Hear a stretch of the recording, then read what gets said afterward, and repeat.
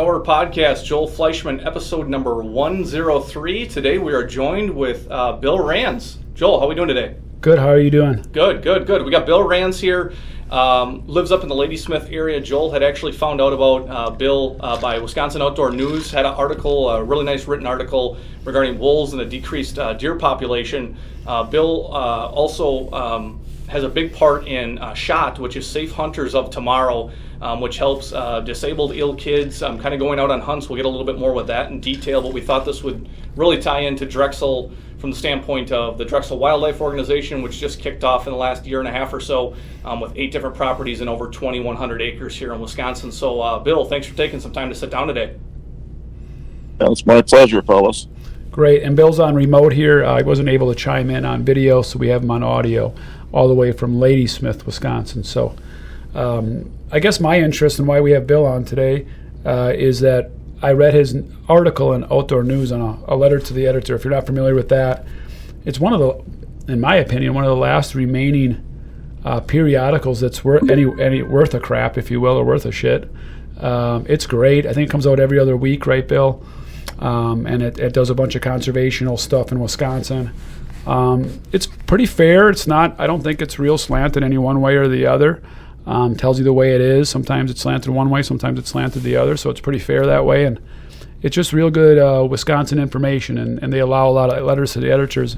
And Bill's was, man, it hit me really hard. You know, from what I read, in a little bio on Bill, he owns 3,000 continuous acres, and he wrote an article just explaining his issues a little bit. So I guess if you want to explain to me why you wrote the article, Bill, and a little bit of background and what motivated you to write it and what it was about, if you can take it from here.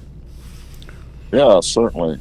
I guess my background, my dad worked for the DNR, and when I was 5 years old, I started hunting with him, and we were hunting coyotes, hunting bear and bobcats. I'm real fortunate to be able to grow up in that environment. So from that point until now, I've been involved in the outdoors, and it's a great. It's my hobby, my pastime, my passion. So when we got our property, when I was able to assemble this 3,000 acres, I really wanted to share it with other people, and especially those that were unfortunately not able to participate in hunting outdoors. That's the terminally ill and the handicapped. So we structured a lot of our hunting areas for that purpose. But we also had a lot of other people in our group that we hunted trophies, and it was kind of a passion to get to know these deer and watch them as they grow up. And then all of a sudden in 2018, in 2012 is when wolves came, and I saw immediately, pretty quickly, there was a significant change. And then, and fast forward a little bit, 2018 was the last trophy buck that we've harvested. And, that was, 6 years ago. And I hear a lot of stories. I hear a lot of people talking a lot of different ideas about what's going on with their deer herd, but we've analyzed our property. It's crazy the things that we do. We know where our deer are. We know where they live. We know how they function. We know what they do. The deer, they're different from one another, just like people. Some deer stay in 40 acres, and some deer, they take the whole 3,000, and that's just. And some deer come and go off the property. So, but we monitor and we watch and we learn, and it's just been a passion of mine, and I've done that since 92. So it's been a lot of years that we've been doing this. And like I said in my article, I don't think anybody knows our Wisconsin deer herd like I know our 3,000 acres of deer on our property. So it just seems like there's a lot of false truths out people are talking about, and no one really knows exactly what's going on. And I can only relate to you with what's going on in our property, but I really believe I've got a lot of friends in the area and a lot of people that own a lot of acreage, and they are seeing the exact same situation that we are. So I just wanted to kind of set the record straight for hunters in northern Wisconsin, because I feel like we're all losing out. Our property values our property is all being devalued because people in northern Wisconsin are now traveling to other states to hunt trophy bucks. You can't hunt a trophy buck in northern Wisconsin anymore, and that's sad. We've been hunting trophies for how many years? As long as I can remember. So, the 30s and 40s, they were harvesting big bucks in northern Wisconsin. But today, you've got to go to certain areas. Only certain areas hold these big bucks, and that happens to be where there are no wolves. For now. And those wolves will be moving into those areas, and they will also become extinct. There will be no 5 and 6 year old deer, and not many people know that it takes in northern Wisconsin. You have to have a 5 or 6 year old deer. We focused on 6. They had to become 6 years old to get over 150, and now there was a few that would make that at 5 years old, but for the most part, a lot of them most of them had to get to 6 years of age. And there's quite a few deer that no matter how old they get, they're only going to see 130. And once you learn your deer, you can pick those deer out when they're yearlings, and especially two. It's wildly interesting, fascinating. Thank you for sharing all of that. That's there's a lot to unpack there, right, Marcus? Bill, how did you start? Obviously, 3,000 acres, a lot of acreage you have. How did you start? I guess kind of studying the patterns and kind of figuring out, who's coming and going, where things are living. I mean, what was kind of your initial plan with all that? Well, in '92, we purchased the property, and we had 1,820 acres, and then it took us until like 2000 to assemble all the property to at 3,000 acres. And we were studying them all along the way. And that's a hard question to answer. It just comes with monitoring a lot of cameras, and being here. You can learn a lot about your deer when you're horn hunting in the spring. In April, you can see, who's left, who's around, how many deer got killed by wolves or by coyotes, because there's bones. There's carcasses. I mean, you can keep track of that, and we've kept track of everything, and the rate of which the wolf predation on our property, and when you find a bag of bones laying in the woods, you don't know if it's a wolf or it's a coyote. But we've had coyotes here forever, and they get a few deer, but the wolves come in and I've personally seen in one night, wolves have come in a pack of, my guess was 8, and they came in, and in one night they killed 20 deer. Unbelievable. And those deer were just killed; they weren't eaten. Mm-hmm. It was more of a game. I for those listening and don't, I've toured a 2,000 acre parcel west of Minocqua. I was close to buying that. If you've never actually toured 2,000 acres or 3,000 acres, I guess I'm sure Bill, like for people's to understand how big 3,000 acres is. How many 40s is that? Do you know that off the top of your head? A lot of people down here in eastern Wisconsin, we know what a 40 acre parcel is from farming, of course. Right. It's 640 is a square mile, and you've got 3,000 acres, so you've got roughly 5 square miles. Oh, that's even a better way to say it. Yeah, it's 75 40 parcels. I just did the math here, and 5 square miles. So if you think of from point A to point B when you're driving home at night in a square function, and Marcus being a little bit of a non-hunter, you just start to understand animals when you're on properties. You get an intimate knowledge of them sitting in deer stands, and especially watching cameras. Obviously, you can pick some stuff up bow hunting, but the more important thing is on your cameras. So that's wild to me. Bill, what do you think what can we as the hunting community do?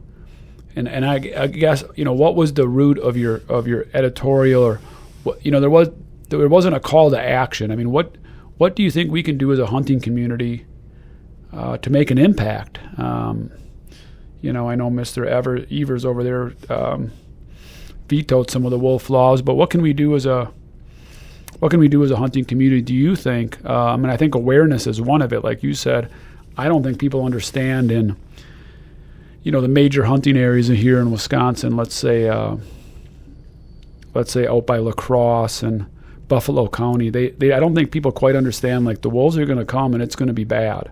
What can we do, Bill? Yeah, I'm sitting in my cabin right now, and I'm looking at our walls with all these trophy bucks, and every buck's got a story. Every buck's got a name. We watched them. Most of them we watched grow up. We knew them when they were a 2-year-old, and we knew them. We knew those were the bucks that we needed to leave, and we named them early on in their life. And we control a lot of things on our property, but we don't control the wolves.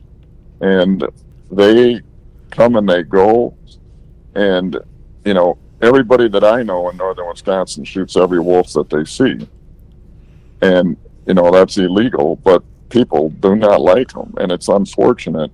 But we're on the property a lot. We may have 3 or 4 wolf sightings in a year, so shooting wolves is not something that is going to control anything. What the department needs to do is they need to recognize the fact that the property values, they're affecting the people in northern Wisconsin, and their property values are going down because of it. So is there anything, Bill, that you think that we can do as a hunting community? A couple of things there I wanted to, before you answer that question, that I want to pick up on. For those of you that aren't hunters and you see somebody's trophy buck on their wall, and it kind of makes you gross because it's a dead animal, and why would a dead animal hang on your wall? And I think you made the reference to that. It's not a dead animal to us as hunters. It's the story behind it. It's the journey that animal went on. It's a God allowing us to put that deer in front of us. It's the family connection. It's what it means to us as a group of hunters to be able to put that on the wall. So to me, it goes well, and I'm sure to almost all hunters, it goes well beyond the animal.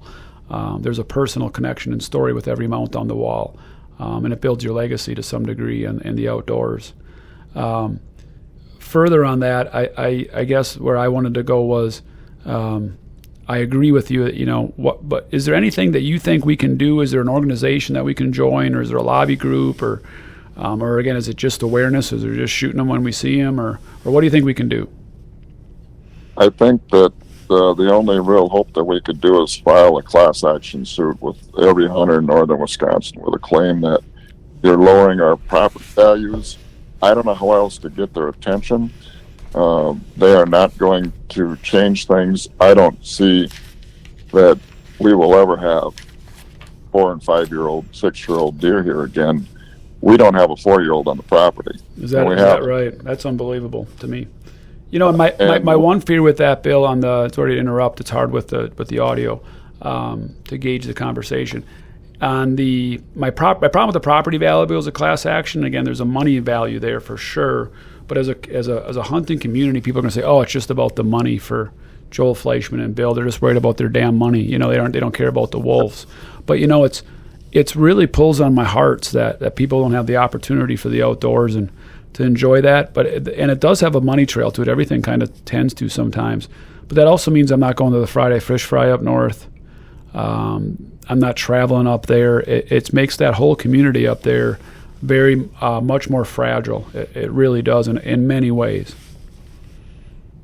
Yeah, just think about the value of all the hunters coming to northern Wisconsin and keeping, like you said, the fish fry and stopping and buying their groceries and they come build their cabins and they buy their materials and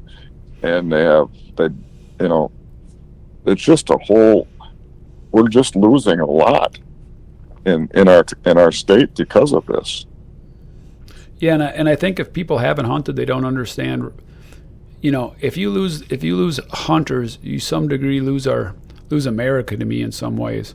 Man, I'm always closer to God when I'm out in the woods. I have it on the back of my truck. I go out in the woods to lose my mind and find my soul. I think is what it says, right? Yep. That's what it means to me. And if you take those opportunities away from people, hell, with cell phones and everybody being indoors all the time, I just think that devil's working in you harder than you know. And to me, that's more about that than the property values. But them are all tough things to talk to people about. Yeah, absolutely, it's tough, and people don't realize how many wolves that there are. And I know how many wolves we've got on our property. We have 3 females that have dens, and if they each have 8, and they usually have 8, that's 24 wolves. And if you think you can keep up with them, good luck trying, because it's nearly impossible. And many people around here have tried. And in a 5-mile radius from where we are, there could be 50 wolves harvested, and you still can't keep up. So, I don't know what the answer is, but I know that I don't have, and I don't understand a cure for this problem. Mm-hmm. Understood. Do you? It sounds like you've done more research than the common person on this. You referenced a number.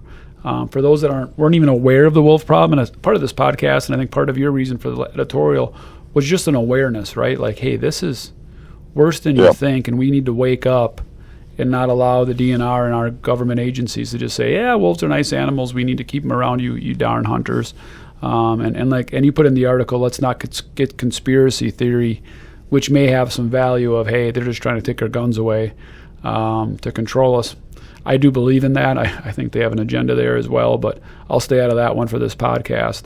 I think a thing we can do is make that awareness, and part of the awareness is understanding how many animals the DNR tells us there are, which they have to be lying at this point. They just have to be. They cannot be that foolish. And somebody like yourself, Bill, if you can tell us how many you're kind of told there are and how many you're in your heart you think there are.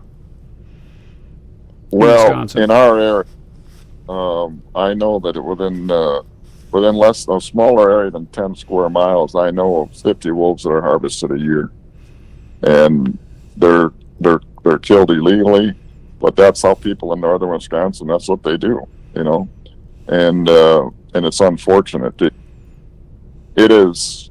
I mean, they're a beautiful animal, and it could be they are an asset to the state if they were managed properly. But how do you harvest 50 wolves in a 10-mile square area, and then next year do the same thing over again? And and that's every year, over and over and over. And there's the amount of wolves. It's crazy, the amount of wolves. People don't understand. I go up and I got a lot of time in a helicopter, and we know where the wolves are, and you can't do anything but look at them, and that's what we do.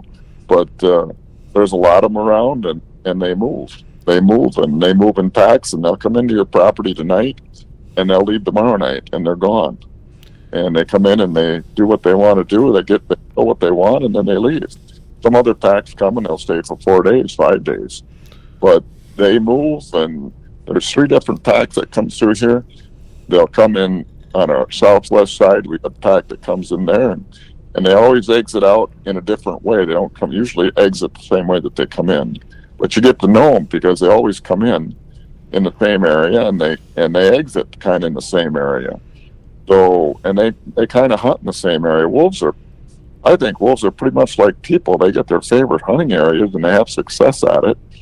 And that's what I find. I mean, we don't have wolves that take property. Why wouldn't they, right? I mean, they're a natural predator just like we are to some degree.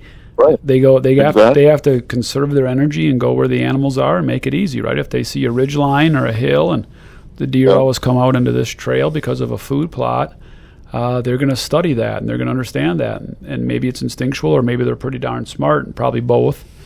And they're gonna take those 6 deer out that come to that food plot every night. Deer pattern a lot like cows. I mean, they get in pretty good habits when you have cameras out that they don't vary from very much. Some degree easy pickings. Very, very cyclical, and if you've got standing corn, that's a that'll kill all of your deer, standing cornfield with wolves. Wolves are able to, they actually do little drives, and they separate and they push one to another, and they'll kill a deer or two in the same spot 3 nights in a row. And that takes care of your 6 deer that were coming to the cornfield. You Yeah, know, and we've had 30 coming to the cornfield, but every night they come back. Right, and I've you know, I can't say I'm a wolf expert, but I've always been intrigued by them. Yeah, I agree, they're a majestic animal, and they definitely have a source. But when you look back at the history of wolves, you know, they were basically almost exterminated, right? Almost made extinct, like a lot of animals 200 years ago. But there was also a reason for it. They were a true threat, and allowing them to be federally protected, and allowing them to basically just browse and kill any animal on your property. I've heard from other landowners that they don't hear as many birds singing. It's infecting the, you know, when they're overpopulated, they have to eat what they got to eat. You know, turkeys, songbirds. I can't fathom how they're not controlled by a hunt, by a sustainable hunt. Like you said, it's not going to solve the world's problems, but I think starting there is just a hell of a good start. And I just don't know why that isn't speeding up. All I can think about is people just don't understand the impact or how important hunting, I think, is in our culture. And dang it, how good the meat is, you know, for you. I mean, you're a venison guy, I'm sure, Bill. It sure sounds like it. I mean, that's the leanest, most organic meat on the planet Earth. It is the best. It's the best, and it's the best thing for you. So I don't understand why you would not want to have more hunters and not less hunters. And any hunters I've ever met, they are great stewards for our natural resources. They are not a threat; they're a steward. Yeah. In the 20s and 30s, they had a bounty on wolves. There was a $25 bounty on wolves. Back then, that was a lot of money. Mm-hmm. Mm-hmm. And, you know, there was an article in our newspaper a few years ago that cited a story that was written in 1932. Someone brought 6 wolf pups into the county, and they were killed. And you know, that article was rewritten 80 years later or whatever it was.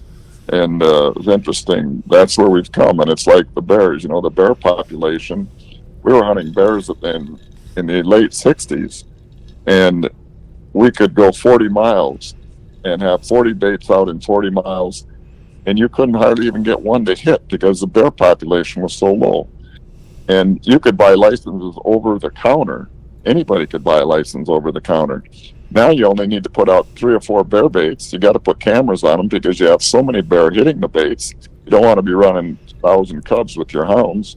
And, you know, there are so many bear now nobody can get a license. So what happened in the 60s and the 70s and the 80s, there were no bear. Now there's so many bear that you don't only have to travel 3 or 4 miles. You got all the bear that you need, and you can't get a license. So, I mean, it's ironic the way the DNR has chosen to manage our wildlife. Yeah, and I'm even a fishing guide. I think they have a long ways to go to understand the fish populations, and I think they have to go more of an approach of managing lake to lake. You know, no reason. I still cannot fathom that we have a pan fishing that you can take 50 fish a day out of a lake, day after day after day. You know, some of these guys do that, and they're like, you know, day 3 we didn't catch any. Well, no shit. You hauled out 300 fish out of the same honey hole. I mean, this isn't an unlimited resource, and how the DNR hasn't woken up to that as a whole. But let's not bash the DNR too much. I know there's some really good people in there. It's probably just a few knuckleheads that are making it problems. Let's switch to something more positive, Bill, before you and I get drunk off of this and, you know, bring everybody down on us. Let's talk a little bit, Marcus. I know you wanted to talk about something that I think you're close to, Bill, is that SHOT thing. So yeah, the Safe Hunters of Tomorrow, Bill, was reading an article, I think that was written a few years ago, talked about, I think, a hunting accident you had in 96, I believe it was. Yeah. Can you kind of touch on that and how it's kind of, I guess, over the years just come to fruition, and how you're still doing this with these kids with disabilities or really bad illnesses, and taking them out to your property and cabin and just doing obviously a great thing for these people and these families. And if anybody wants to get involved, how they can reach out? Yeah, well, in '96, the last day of deer season in '96 happened to be December 1.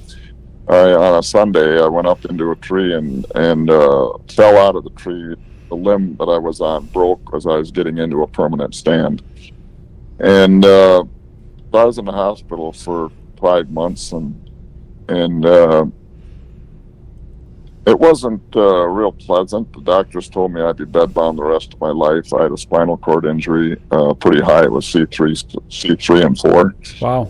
And so, I managed to get through a few things, and now because of that, I was capable of forming different ways of hunting so I could continue hunting. And then after seeing all the people that I knew, now that I was in the hospital that long, you get to learn and know other people that are in that same situation. And so I've developed a stand that runs off a 12-volt battery, and it goes up 20 feet, and it takes a wheelchair up there. And we've had, since 2004, we've had these hunts going on here on our property. And we've met a lot of people and a lot of families, and we brought people in from out of state, and that's through the SHOT program. So that's through Safe Hunters Up Tomorrow. And, early on in 2004, 2005, we were bringing in families from other states, and now we primarily are focusing on people within the state.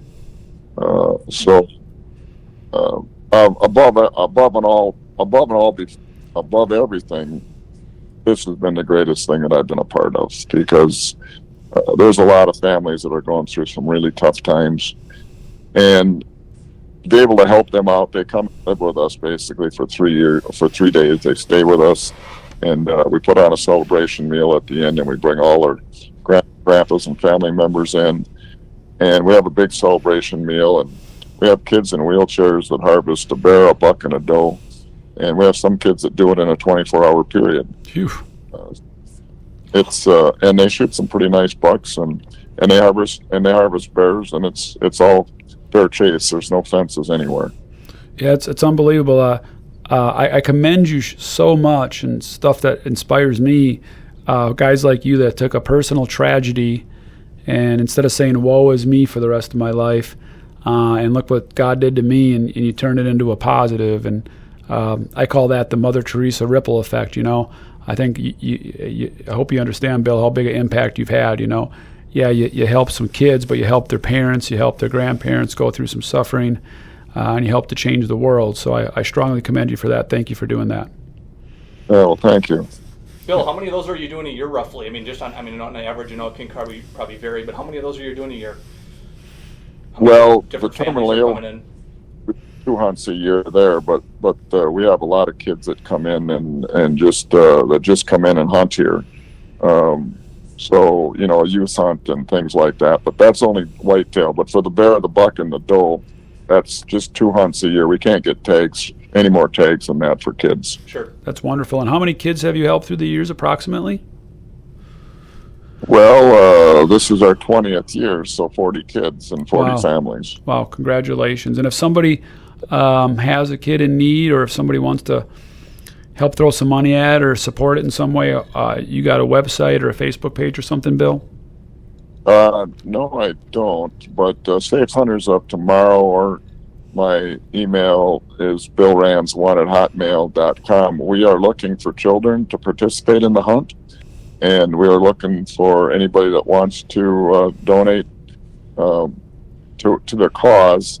We harvest the animals are harvested, and then we mount them, and we give the families all the meat, all processed for them, packaged and processed, and their bucks are mounted, and they're able to display them on their walls, and the bears mounted also. So all of that is free of charge. Oh man, so God bless.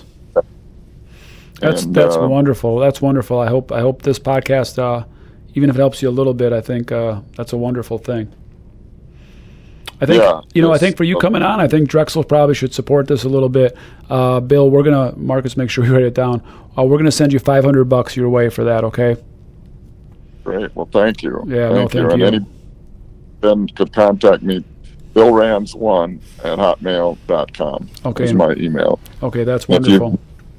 children that would enjoy taking part in that, we've had a lot of kids. Most of the kids are in wheelchairs, and some of them on breathing tubes. Some of them can't even speak.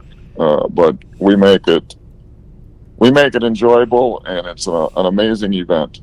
Oh, it sounds like a lifetime memory for sure. So, bringing joy to some kids that got a bad deck of cards, right? They got dealt a pretty rough hand, but somebody told me once, y'all, you gotta Pete Krause told me that, right? Is a builder of ours up in Kiel. He just said, Joel, you just got to play the cards you're dealt. That's just the way life is, So that's the way it is. Exactly. So thanks for throwing them a little extra ace of diamonds or something, on their day anyway. So we appreciate that. Yep. Well, thank you. Okay, Bill. Well, you're a busy guy. I think you got a big truck company up there too, don't you? Yeah, we have a trucking company, so we're pretty fortunate. We have a lot of things going on. It sounds that way, and we'll be respectful of your time and the listeners. So we'll ask you our last question. Go ahead. Yeah, Bill. Got one thing. Billboard. So it's billboard. It's on the highway for everybody in the world to see. Could have one meaning in terms of family or friends or work or whatever your mission in life is. If you had one billboard for everybody to see, what would it say and why? Boy, that's a loaded question. I would say appreciate those that are around you and appreciate what we have in life, because we are very fortunate. And, so many people don't appreciate what we have. And until you go through something in life that sets you back a little bit, it gives you a different perspective. And we are very fortunate living where we do and the lifestyle that we do live. So that would be my one thing I would say on the billboard is appreciate people around you and appreciate our lifestyle, because it's second to none. Well, I strongly agree with that, and sounds like wise words, and I don't know you, Bill, but you sound like a wise man. Before we head out and for the end of the podcast, if you like what we heard, your vote does matter. It's not just the DNR, it's the people voting in Madison. If you agree what we're saying, find those people that are pro-hunters. That does matter, right, Bill? Absolutely, it does matter. Right. All right. Well, thank you for coming on. I appreciate you, and take care up there in Ladysmith. Thanks again. Thank you very much. Thanks, Bill. Peace out. Yep, see ya. Peace.